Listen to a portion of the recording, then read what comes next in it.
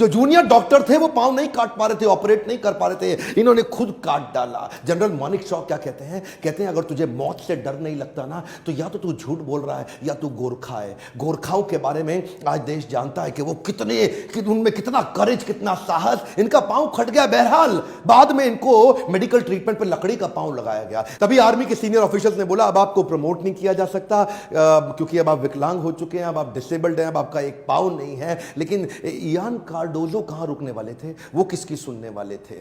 लकड़ी का पांव लेकर के अपनी फिटनेस को बिल्ड करने में लग गए और बोले कि जिसके पांव है ना दोनों, उसके साथ मेरी रेस लगवा दो, मैं उसको हरा दूंगा। और वही हुआ। वो लकड़ी का एक पांव लेकर के इतना तेज भागते कि जो बिल्कुल मेडिकली फिट है उसको भी पछाड़ देते।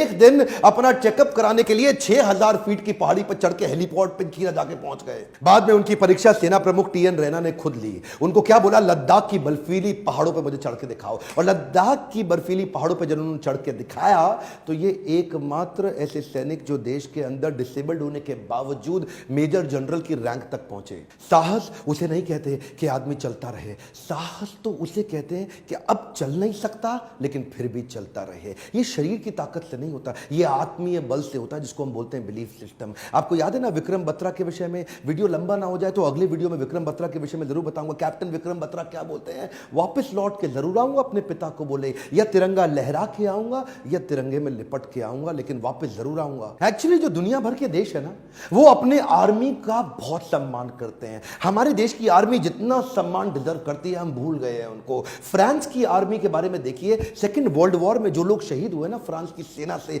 ये लोग क्या करते हैं? 11वें महीने की 11 तारीख को सुबह 11:11 पे ये लोग क्या करते हैं? खड़े हो जाते हैं मौन में उन सबको याद करने के लिए जो शहीद हो गए। यानी कि पूरा देश उस शहीदी दिवस को बड़े दिल से मनाता है। कोरिया में जाइए ना, नॉर्थ कोरिया में, नॉर्थ कोरिया का जो तानाशाह है उसने 65 लाख लोगों को आर्मी की ट्रेनिंग दी अपने देश में। 10 लाख लोग एक्टिव हैं आर्मी में, लेकिन 55 लाख लोग रिजर्व, अपना काम धंधा कर रहे हैं लेकिन आर्मी के लिए रिजर्व है, जिस दिन जरूरत पड़े आ जाएं। इसे कहते हैं आर्मी की रिस्पेक्ट। आप अमेरिका में जाइए, अमेरिका में अडॉप्ट अ ग्रेव का सिस्टम उन्होंने चालू किया है कि जो भी जितने भी लोगों को जो शहीद है ना अमेरिकन सोल्जर्स, उनकी ग्रेव को अडॉप्ट करने का सिस्टम बनाया कि एक आदमी एक ग्रेव को अडॉप्ट करेगा ताकि जीवन भर उसका सम्मान किया जा सके, रिस्पेक्ट किया जा सके। हमारे देश में क्या हो रहा है? हमारे देश के जो राजनेता है ना, पॉलिटिकल पार्टी, पॉलिटिकल लीडर, उनके स्मारक तो बनाए जा रहे हैं बड़े बड़े वीआईपी। मिलिट्री लीडर के स्मारक को कोई पूछता ही नहीं, और बनता भी है तो किसी गांव के अंदर ऐसे कोने में कहीं बनता है जहां पे जाके पशु पक्षी वहां पे